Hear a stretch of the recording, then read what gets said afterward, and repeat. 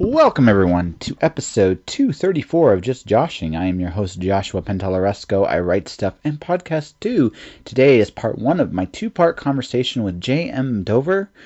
So this is this was my last official conversation of 2018. So it's definitely a bit reflective, especially in part one about the year and where you've learned and grown and evolved over the years. And Jam was definitely a nice way to end to 2018. I really appreciated talking to her. We talk a lot about boundaries of all things, which is a really interesting thing. It's a very adult thing.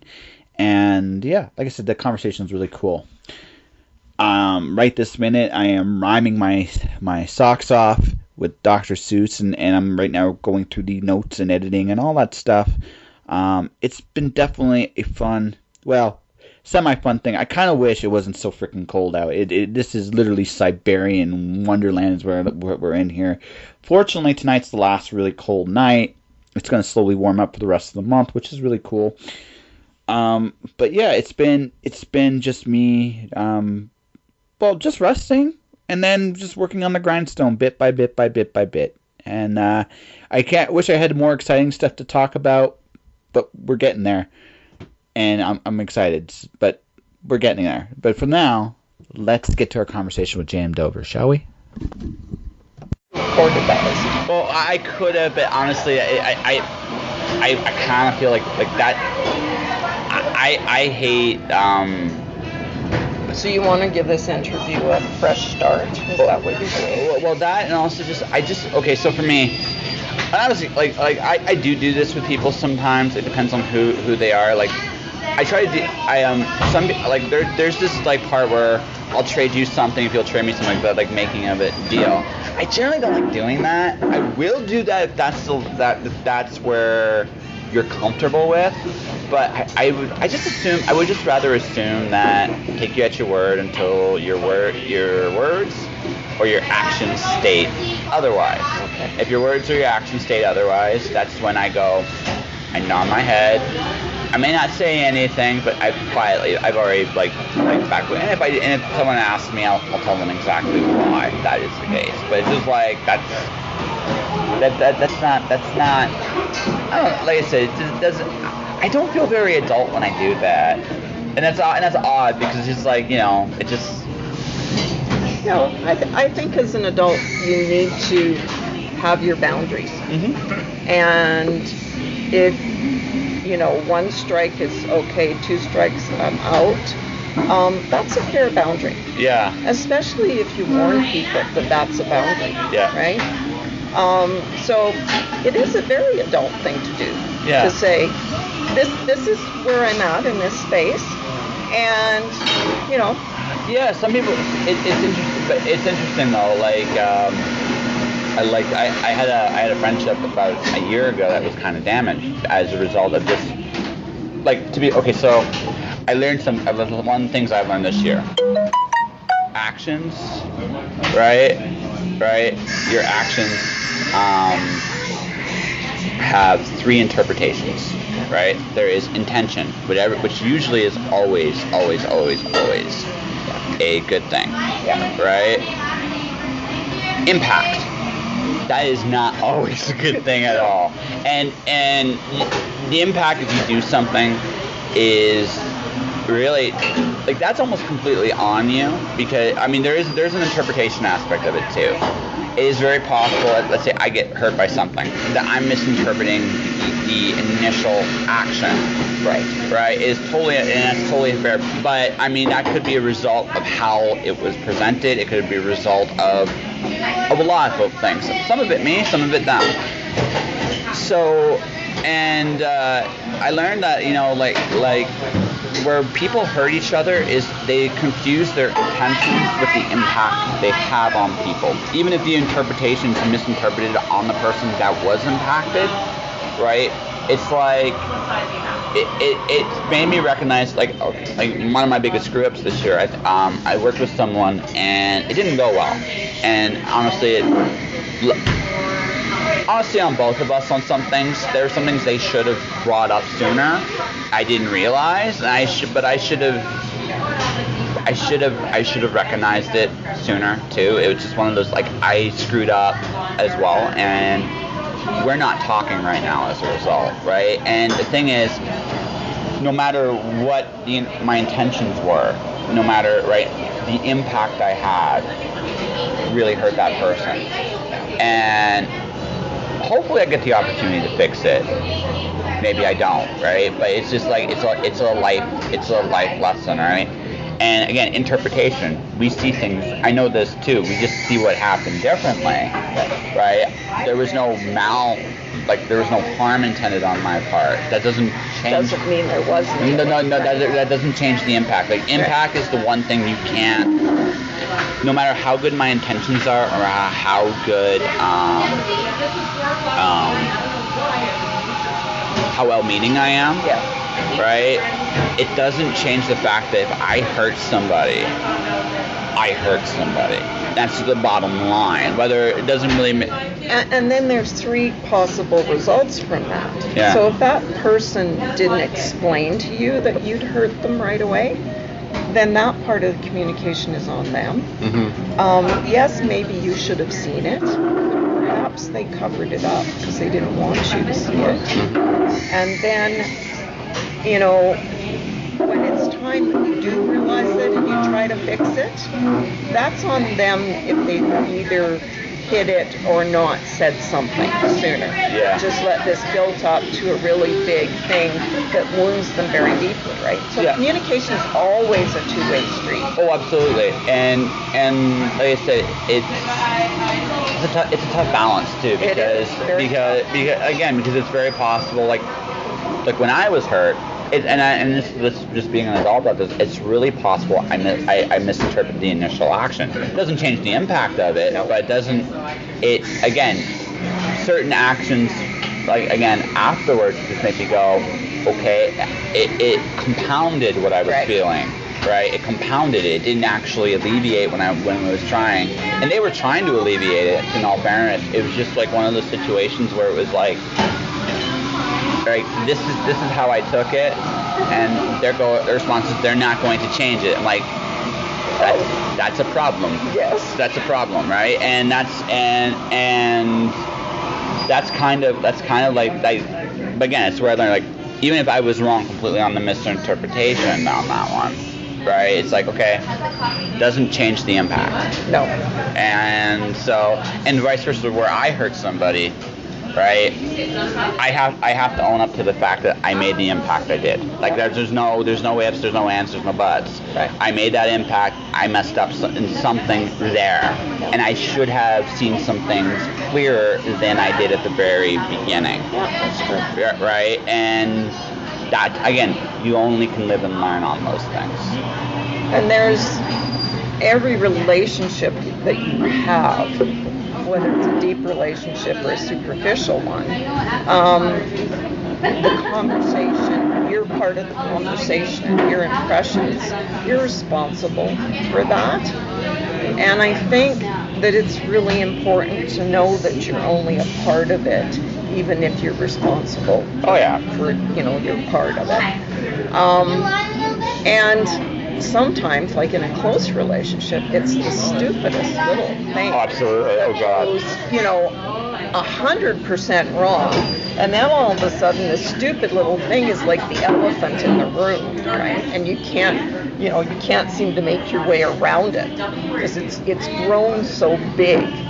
And then if you do work it out, which if you're married, you would hope you would, you look back on it and sort of say, well, going forward, how can we avoid this situation, right? Because if you just leave the little thing growing to a big elephant, a big argument, and then resolve that argument, if you don't do the after work, if you don't sort of say, okay, now we've gotten mad, now we've gotten over it, how do we avoid it the next time? Then you're going to have the same scenario go over and over again. And insanity is doing the same thing and expecting a different result. Right. That's the definition of insanity. Exactly. And no, it's like I said, it's one of those life lessons I've learned this year. Other crazy life lessons I've learned this year is I let go of a lot of stuff. Some things have been that need to be gone are gone. And I find it's also I've been a lot more choosy about chasing people down. Yeah. Right. People will come to you. Actually, that's especially now. Yeah, especially now. No, but I also find it's really funny too, because when I made that decision not to chase people down anymore, more people landed on your doorstep. No, the type of people that landed on my doorstep were. So, for example, the fact that I talked to a science fiction legend this year. I talked to a multi-million, like an author in the top 1.5% of earning in this industry. The fact that I'm just hanging out with all kinds of different people just in general, right? And it's just simply because I've been walking this path, and I just said, I'm just going to go walk this path. And if people want to be in my life, right, they can be in my life, right? And if they don't want to be in my life, that's fine too. Yeah, you've learned to set your barriers. Yes. And one of your barriers is I'm not going to chase people. Right? Well, not unless there's a give and take. Right. I feel there's an even give and take. If there's an even give and take, I'm a lot more open to it. Yeah. Well, no, it's just, again, you don't just give. If someone's making an effort, you should make an effort too, if you really care about that person. Yeah. If otherwise, you're being a dick. It's just the way it is. I don't want to play in your sandbox. Yeah, I don't want at all. No. Right, and that's kind of like, and and what's going to happen, I know, in the next couple, it's already been happening, is certain friends that were close are drifting off. Yeah. And again, not even as a bad thing. It's just they have their own life to live, and they have their own things they're chasing, and they have their own goals. And I wish them well. I'm not there. I'm not where they're at. Maybe I will be someday. Yeah. But not today. And they might come to where I am someday, but not today. Yeah. And that's totally fine, right? You've got to live your life how you see fit. Yeah. And as you get older, you don't have to, I'm pretty diverse in terms of what I deal with. But I'm also the same token, I don't have time to go down every little nook and cranny and corner anymore either. I have way too much going on, and I have my own life I have to live as well. Yeah, that's right. So on friends, if they really understand you and really care about you, I think they do move on, because their life and your life is not the same. And sometimes it's really cool when, 20 years down the road you run into that person and there's that connection again. So it's, to me, it's that the universe has spoken thing. So here's the weird thing. When I won the Aurora, I can actually say that I won the Aurora. But anyways, I just sat at a table with Liz Grotowski, and she's just over the moon about her October was so fantastic. Oh no, she deserves it. Oh no, I know. Actually, when I wrote, her episode was the episode where I announced my win, because it was ironic. Her and Fonda were the same week as the Aurora went, right? No, the same week, right after they were the last of my Aurora series. Oh, okay. I thought it ironic that the two people that tied in young adult were my last two guests, right? Yeah. So, yeah. And but no, Liz is a character, but in the best possible way. I do love you. You deserve what you're getting. I really appreciate it, but it was. I even said she deserved it. The reality of the situation, and this actually is a big thing with artists in general, and especially I find people that aren't well known. They don't see themselves on levels of other people, but that's. So I look at it more like this. I've gotten to where I've gotten to because I ignored two things. I never asked anyone's permission. I just did it anyway. And two, I've been very consistent with what I've been doing. Yeah. And so what eventually happens is people take me for my word because they have no choice. and I'm just doing my thing. Yep. And your thing got you an Aurora Award. Yeah. And that's Liz too. Yeah. And she loves writing, the way she writes and what she writes, and no apologies for that. And it's won her an Aurora Award. Yeah, she's 2 nominations. Yeah. And an Aurora Award. Yeah. So on her very first book. Well, that's pretty cool. Yeah, exactly. No, I mean that says an awful lot about what she's done. She deserved it. I wish she could have been there. Those like when I was there. I know that killed her a little bit, but that's okay. That's okay. If I understand, did an amazing job of trying to make up for it. Yes, Brent Nichols is one of the nicest surprises when I met him. He's actually a really sweet dude. Like I don't think he recognizes how sweet he actually really is. So yeah. Yeah, he's a very, very nice man. Yeah. So. But no, it was really, really cool. I just missed that part. I walked in right after that because again, just my life's crazy. That's just how it's been. But like I said, that's what I've learned this year, and I'm a lot more. I think by and large, I'm a lot more at peace. Although, like I said, it's a weird thing too. The other flip side is there's almost like a weird isolation at the same time. I can talk to everybody. That's great, but there's also that like, okay, you can't just talk to everybody. You need your own. You need to narrow it down. Yeah. And the other life lesson is, for example, I've won this great Aurora Award. Now what? Oh, yeah. And a lot of people get stuck with the now what. And even in life, other things happen, and all of a sudden you get stuck with the now what, whether it's happy or sad or whatever it is. And the life lesson that my mother taught me was you have to keep moving. Yep. You have to keep learning, and you have to keep going forward. And you have to keep swinging the bat. Yeah. Because look, I definitely hit what I would call that a nice home run, but it's not the home run I really want to hit yet. I mean, that's the other thing too. And even when you do hit that home run, there's another home run after that. Right? Oh, absolutely, yeah. It's like there are goals on a lot of levels. So I never expected to win an award for the podcast. Truly, that was stunning, right? But it also taught me, like, if I applied more of the principles I do in the podcast into my writing, I probably would be winning stuff there too. Number one. Number two, I got a lot of crazy shit planned next year. Oh, good. Yeah. Makes it fun. Oh, yeah. Makes you want to do it. Well, absolutely. No, I got a lot of crazy stuff because, again, it's about swinging the bat. You can't not swing. Yeah. And you can't be afraid to strike out. Like, look, I've had lows where I've starved.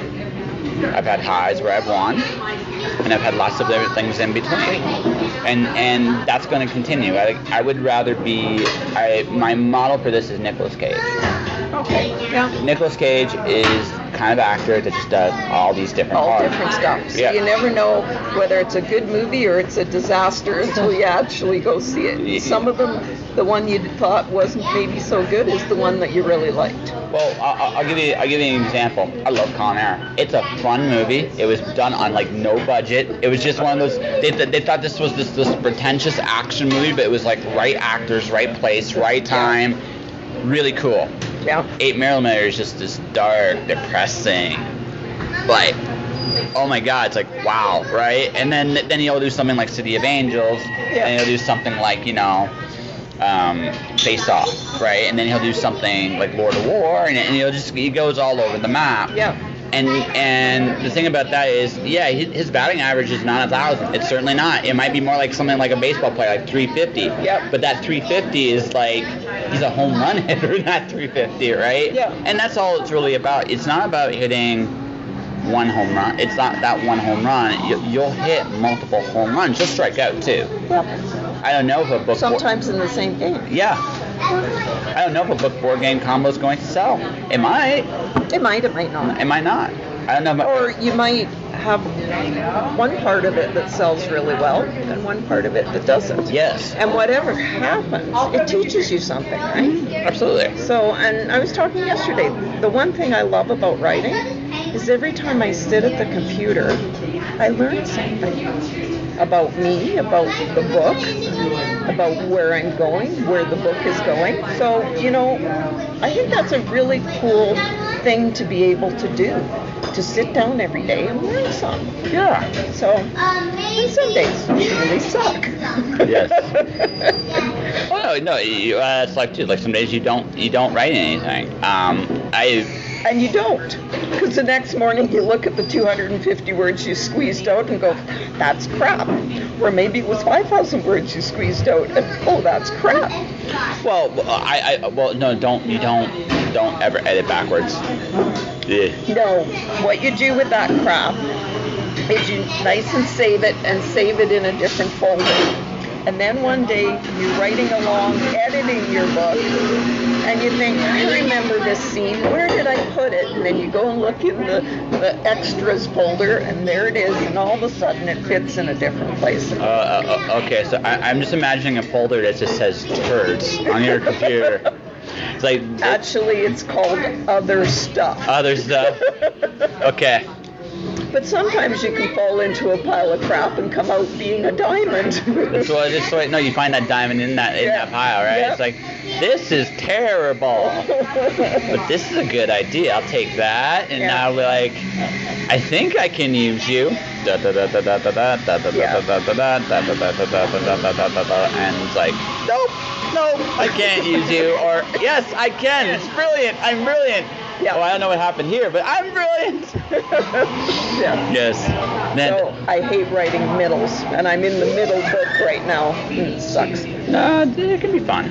Although I'm good at reaching deadlines, and Mike has given me a deadline of January 1st to have it into editing, so that will help. So I'm guessing continuity is annoying. Well, the problem is, so you've got this first book that a lot of people read and say they truly, truly love, and it's got great characters in it and all that kind of stuff. You've got this second book that has to be true to the first book, and the characters' growth and whatnot has to make sense, and the plot has to make sense, and then this second book has to lead into this third book. Is likely going to be vastly different, because the story's going to take a different path. So you're happily writing along, and then you look at it and you realize the thing that you did in this book, I couldn't, from this book I couldn't do it. So then you've just done something that you didn't plan properly in the first book. And it's in print, so you can't really fix it. Well, you can. No, you find a way around it. Is usually what you do. Well, no. See, what you do is you can make an alternate universe version. All right, and then you go, audience, you decide. All right, and it's like a choose your own adventure book. Yes, you can do that. We'll call it quantum fiction. Yeah. Okay. Yeah. I've got quantum physics, so yeah. Yeah. No, it's called quantum, and it's like 0 and or 1. It's actually both. Yeah. And you just grin, and then you hope no one calls you on it. Yeah. I'm a former accountant. 2 and 2 can equal whatever you want it to equal. Oh, I know that. So, accounting, I've always equated is about making Play-Doh disappear. That's actually that's what I do. You take money's your Play-Doh. Right, you cookie cutter it down to as little chunks as you can, and then you slowly try to make it just disappear, and hope that no one notices. Yeah. All right, and that's it, and that's how you do it. It's like, I made no money, and then you're just like grinning like an idiot. No, that's not true at all. I just hit it. In some cases, when you're a writer, I really didn't make any money, but it was fun. Well, I think it's also about. So this is an interesting time. There's a lot of people coming out with books. And a lot of people are trying to find a model that works for them. And what I've noticed with me, it's about being consistent in delivering stuff. Like your first book is only going to get X amount of audience. So but again, it's like anything else. Everything's an opportunity. It's like sure, you do hope it catches like wildfire and sells 1 million books. Yeah, it might happen. You never know. But I mean, what I want is enough people to like it that when the second book comes along, you've got the people that like the first book that are going to buy the second book, and then people that look at the second book and all of a sudden, I need to buy 2 books, right? So the first book is about building the base of the mountain, right? And it's got to be strong, but it doesn't have to be super wide, because it'll get wider as time goes on, because you're building books on this base. And sometimes the middle book is going to put more base down, because you need both. Well, And that's my theory. And Oh, yeah. I found when I did the selling that people were, if I said it's the first book in a trilogy, people were, oh, so there's more of these. I said, yeah, there will be, and I know that the next book will be probably the fall of next year. So I've now given somebody, okay, if you like this book will be out then. And I got a couple sales based on that. Oh, no, because that's there right. was a curiosity about the book, and Well, also people are investing in you Right. at this point, right? Yeah. And they're betting that you're going to come up again somewhere down the road, especially if they really like your stuff, right. right? And that's the deal, right? So, the challenge you're gonna face, like I said, you got to keep putting stuff out there. Also, so when I released Storm Dancer, which was my second book, my sales on my first book went up. Right. It did. And my third book, not so much, because I knew that that was the end of the series, but I also knew I had the hunch I needed to do something different, and so I am. Yeah. But it just so happens that next year I'm going to seem like I'm much more prolific than I actually am as a result of this. Good. Yeah. Yeah, and that's right, a good thing, Yeah, right? it's a good thing. But The more books you write, the more books you sell. that, in theory, I do think there's authors have to be careful about what's unsustainable. Right? Well, there's branding too. If you write this kind of book and all of a sudden you go off and write a different kind of book, sometimes that's a problem. Sometimes, but sometimes that's a good thing too, right? You have to be. I'm the guy. For me, I know for me, my brand is I'm going to be doing things differently. My approach is just by nature very different. So I can kind of get away with writing anything I want, really. Yeah. It's just my presentation, my approach is not going to necessarily. And the tricky part for me is because my approach is so different, I will turn some people off because it's so different. Yeah. On the other hand, here's the gamble I'm taking. Because no one else is doing it. If it works, it's really going to work. Yeah, exactly. It's going to explode literally overnight, and everybody's going to be like, "Oh my God, what did you do?" Yeah. Right? And that's what happened. I think, or especially in this day and age, when you have the opportunity, and that's what I kind of see is right now everything is about opportunity.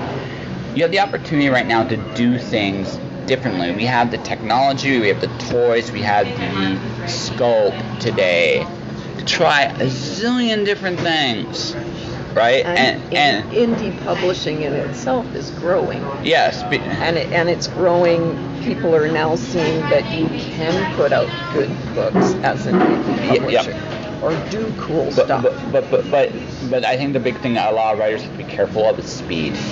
Because so the stock market, the biggest reason why all these the short sellings and stuff happen, it's a competition of speed. So when you go buy your share because someone was 2 or 3 seconds faster, when you bought that share had went up on you without even its concept.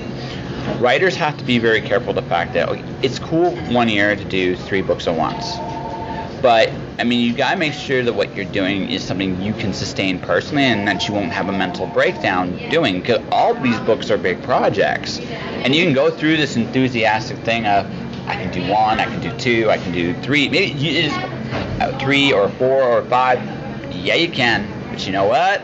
You may not do it as well. Well, not that's 1, and 2. Sooner or later, you know what's gonna happen. You're gonna go to the computer screen to write a book, and you're gonna be like this, face down on there. It's like I'm done. I need to be do it. Yeah, and that's it. There's a point where it's unsustainable. And right? my fear with that is I like writing a book, separating myself from it for a while, going back and editing it. I need to get it professionally edited. Thank God for evil alter ego. And then I need to get it copy edited as well, because that's not my strong point. So at that point I have a book ready to market. But if I'm an indie writer and I don't have a lot of money, and I think I'm a pretty good writer, that's fine. You still need to have either a critique group or beta readers or somebody to have another look at it, because you can't see the forest for the trees. No, you're blind to your own work. Right. You're way too biased. And even if it gets past all those people and they all think it's wonderful, you need a copy of it. Even if you're a really great writer, you know all the grammar rules, everything's cool, you need a copy of it. Mm-hmm. So that's a little bit of money, usually well worth it on a number of fronts, and then you're ready to publish your book. And you need to know about the publishing platform. How are you going to publish it? Where are you going to put it? Where's your audience? How are you going to get that little baby out into the world? So as an indie writer, you wear a lot of hats and you work really hard, and you got to make sure you tick all the boxes. Otherwise, something goes out of the gate that's not ready to go out of the gate, and that can take somebody that's had a few successful books, and that can really affect the market of all the books put out there, right? So that's my fear in going too fast. And I'm a slowpoke. I'm really a slowpoke writer. I'm a slowpoke getting everything done. And once again, thank God for evil alter ego, because their process slows me down a bit too. And so I know that by the time Jeff, the editor for Evil Alter Ego, has had a look at it, I know that the plot and everything is good, that it works. And then it's a little time to rest, and then it needs to be copy edited.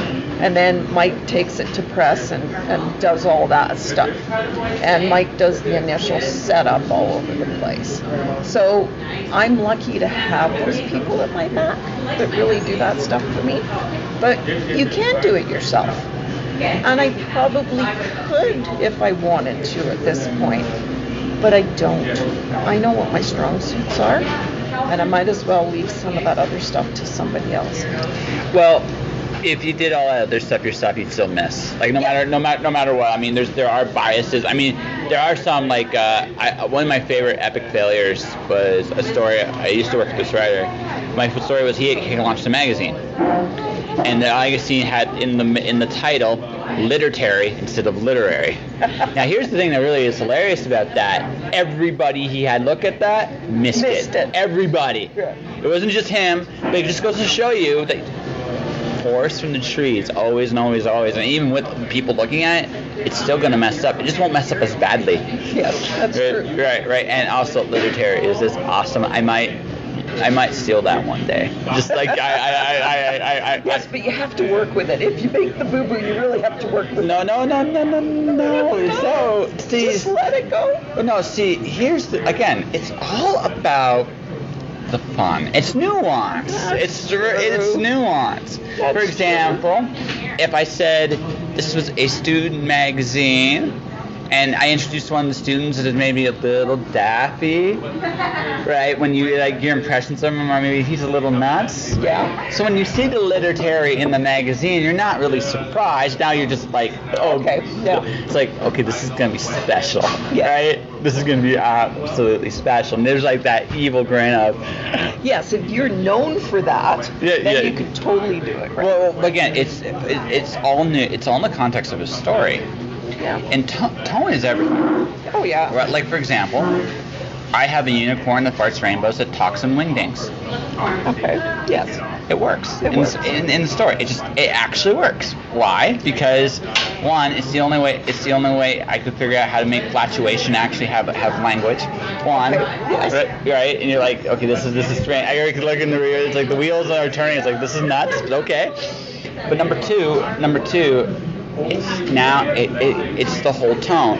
If I was writing a super serious story, this wouldn't work, or it would have a very different. It might be horrifying actually instead of actually fun. Yeah. But because I'm having fun with it, and the audience can tell I'm having fun with it, hopefully, right? It's acceptable. As long as it fits the rules of the story you were writing, whatever that is. Yep. Anything goes. Got to know your rules of magic, for example. Same thing. Well, the rules of your tone. Right.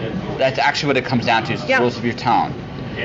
Terry Pratchett's is one of my favorite writers. Yeah. But the thing is, he doesn't take himself seriously. He doesn't take himself seriously. They're very fun books. Yeah. And he establishes that on the first page. Yeah. The tone's right there. Yeah. And then what blows you away every once in a while is, like all good comedy, he says something incredibly profound. Yes. In the middle of all this, he drops it. It's like, this is incredibly brilliant. I never thought of this like that before. And I never saw it coming. Yeah. Right. But again, you go in. There's a certain tone. Yeah. Right.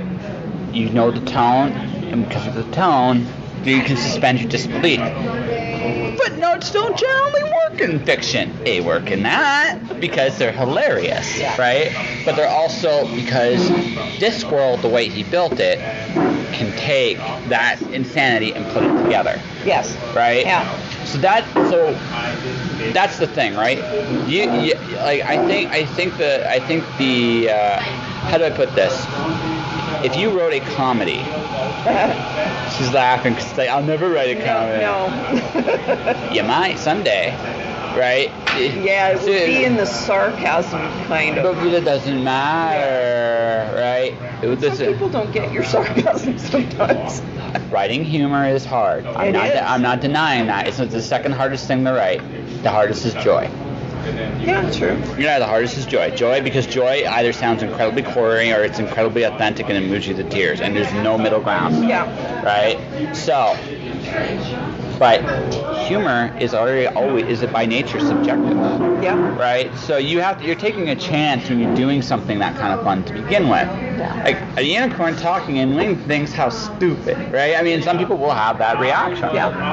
I don't want you to read this book anyway if you have that reaction. You probably also squeak when you walk, and I don't really want it. I mean, this is not for you. Yeah. You want something a little more serious. There's plenty of books in the book that actually pretend to be serious, right?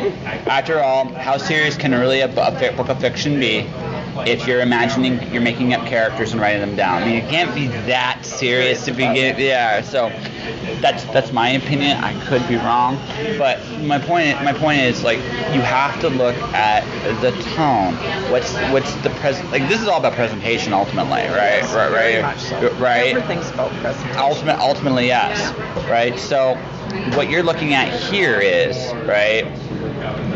This is about.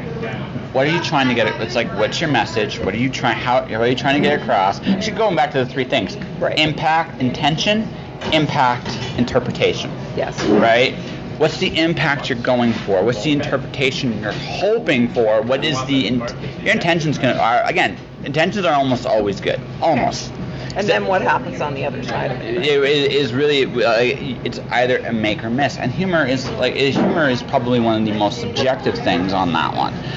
All I'm getting at is, like I said, it works in context to what you're going for. Me, I'm either going to write incredibly horrific stuff or incredibly humorous stuff, or somewhere in the middle.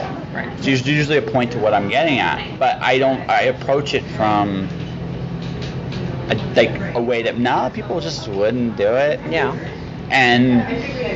But that's the fun. That's the fun. Yeah. That's what makes you unique, and somebody's not buying your book because it's like somebody else's book. It's like they enjoy what you put out. Yeah, exactly. And that's true with every author. It's not. Yes, it has to be. Yeah. We have to have a passion about what we do and why we do it, right? And if you don't have that, then you might as well just write and not publish it. Just write for yourself and don't publish it. And there's nothing wrong with that either. There's nothing wrong with that either. No. Yeah. But at some point, as a writer, I think you need to get somebody else to give you some feedback. So if it's showing it to your best friend and that's all you need, great. But if you're a writer that's passionate about a point of writing, it needs to go out in the world. What do you think of journaling? Journaling's just another fiction. It is. Really? So it's news events seen through the lens, interpreted through the lens of a person, and then they write it down on a page. So are they factual? Do they believe they're being factual? Even if they try to be very factual, who they are and what they've gone through are going to impact those words. Well, I think there's a matter of who the audience is in a journal, right? The audience isn't the public in general. No. The audience is the person writing it at different points in their lives. Exactly. Right? And that's a very different. And that's why I'm bringing this up, right? Because I do think in some cases, right? Like I tend to share my writing. That's what I want to do. But there are some people that I feel I don't have that need, because to them the audience is not an audience of a field. It's an audience of one. Yes. And there's nothing wrong if that's the audience of one. If that's the audience you want. Exactly. Yeah. And I think that's a decision you have to make as a writer too. Yeah. Exactly. Yeah. Right. And some people, this is going to be mean, but this is my sense of humor. Some people should learn that they need an audience of one. Yes. Long before it goes out into the world. But yeah, I mean, that's that sarcasm kind of humor that really you've got to think very hard before you let that work out into the world. I think. And some people, I truly believe, let it go too soon, or don't put enough thought into why they're letting it go. Or enough value into it. I had this one friend who had a really cool story. His voice was really unique and stuff like that, and he wanted to get published. So he goes to me about this publishing deal. And I had been paid by other people at this point, so I kind of have an idea what a good deal is. That deal was shit. There's that. I'm being very nice when I say that deal was shit. I told him, don't do it. Don't do it. Get someone else to look at this. Nope, he signed it. I'm like, why did you do that? I wanted published. Like, no, dude, no. But I mean, there is a certain. There's a novelty to being published. It's in a lot of us in the early days. It's a need. It's somebody likes me, right? It's not even someone likes me. It's I'm now validated, right? And like, okay, I've been published by publishers. Cool. Yeah. Right? Now what? I mean, that's exactly. Right? But I mean, that's the thing, right? A lot of people, when they get started, getting published should be the first goal. It's a natural first goal. I think the big caution with writers is any means necessary is not a good thing, right? Let people who actually give a damn publish you. Yes. Otherwise, if they don't give a damn, you basically, for lack of a better term, you hoard out your work. Yes. And I am very lucky that I pitched to Mike, that Mike accepted my pitch, and I sent the manuscript in, and the first go round he said, no, I need you to make some changes and then we'll have another serious look at it. And I did. I could have at that point gotten mad and backed away, and that's not me. If somebody's telling me some things need to be changed, then I'll go and have a look at the work and change it as much as I think I can, and then send it back. You can even win some arguments with a publisher too on something. Well, and I have. Yeah. But the product that I sent at that point did deserve publishing. Oh no, yeah. And then Jeff had a go at it, and him and I didn't always agree on everything. So at one point he told me to speed up the first chapter. So I did. I turned this thing on its head and I sped it up. It is amazingly fast. And Jeff read it and he goes, I think that's too fast. I said, no, you asked me to do this, and I know you have children in the right age group. So you read it to them and see what they say. So 3 or 4 days later, he comes back with a, you're right. Well, no, so I won, and I won and there was a lot of things that we pushed back and forth on. Oh, well, that's collaboration process because and that's And not every publisher does that. Okay. Even some of the bigger ones.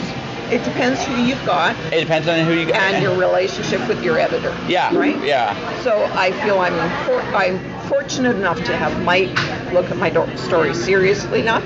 I'm fortunate enough to have Jeff look at it and value it as much as I do. I feel that I landed in a very good family. Yeah. And Susie being part of that family, I mean, her support and her encouragement has gotten me to where I am today. And I will finish my trilogy with Evil Alter Ego. But I have another idea, and I've told Mike this, and Susie's a little bit on the same path. That's her story to tell. I've got another idea that is science fiction, and it's a little more out there, and Mike and Jeff, with their values, I don't think they could do it justice, because their core values would be against what happens in this story. And you know, they both said they'd be happy to look at it, but I don't want to make them uncomfortable in any way, shape, or form, because I'm addressing something that they don't, fundamentally believe. So I think I'm more interested in pitching this one to an agent and then seeing if I can get it to a different publisher. That's cool. That all said, this is just a piece of advice I'll just give you. Sure. If you do this, if you establish that your intended goals with them, they might help you as friends. And that was part one of my conversation with J.M. Dover. Finding Atlantis is out now. You can definitely check it out, courtesy of Evil Alter Ego Press. You should definitely take a look at. I can't wait to see book 2 later on this year. J.M. is definitely a very talented writer in her own right, and you definitely should take a read if you haven't already. Book 1 is available as a book or an ebook. Now, speaking of ebooks, that's what I'm doing this weekend. Right now, as soon as I'm finished nursery rhyming, I'm going to play some video games. And then tomorrow, I'm going to be making my ebook. I want to hopefully have, by the end of this week, Alice Zero completely finished as an ebook, ready for orders. I haven't quite decided what to do yet, whether it should be an international thing or an Amazon exclusive. I'm leaning more towards a non-exclusive deal the first time around, kind of see how that plays out. But yeah, I'm excited. Emerald City Comic Con's coming up. I'm going to be there March 15th, 16th, 17th. I'm probably going to be doing mostly board game testing, which is going to be fun. I'm going to do that. I'm going to try to interview as many people as I can. Just have a good time. And that's all I'm going to be doing. And it should be a blast. I'm really looking forward to it. And then 2 weeks later, I'm at Creative Inc. I will be doing a couple panels. I'll be moderating the podcast panel, which is a perfect space for me. And I'll be on 2 other panels as well. Beyond that, I'll be doing the signings. It's going to be a crazy time. It's crazy. And like I said, and then at the end of March, I'll be getting ready for my first novel of the year, The Cloud Diver. That's right, first novel of the year. It's kind of crazy how everything's kind of working out. But yeah, all in all, I'm really excited where things are going. And oh yeah, my Patreon launches literally in 11 days. And I'm really excited about that. Probably the next conclusion on Thursday, I'll get into all the details about my Patreon and what's going on and the tiers and everything you can do. I'm excited. I really, really am. But for now, that'll do it for this episode of Just Joshing. If you want to support the podcast, you can do so a number of different ways. You can subscribe to the podcast. I am on Spotify, iTunes, Google Play, any player pretty much at this point. You want to find me, you will find me. Just look up Just Joshing, see the diner logo, you will be there. And there'll be episodes to listen to. Share the good work, leave it out there, let people know that this is a thing. My YouTube channel, Joshua Pentolaresco, currently has 116 episodes. Probably by the time this episode airs, we'll be closer to 120. Where you can listen of the past. Some great conversations are up there. People like Adam Dries, Robert Sawyer, not yet Jam DeMatteis. I is coming soon though. But just some great conversations there. My books, The Watcher Storm, Answer the Wandering God, available through MirrorWorldPublishing.com. Take a look, check it out, do your thing. Beyond all that though, stay inspired, do what you feel called to do, and just remember, every moment's an opportunity. Go for it. Josh. Shush.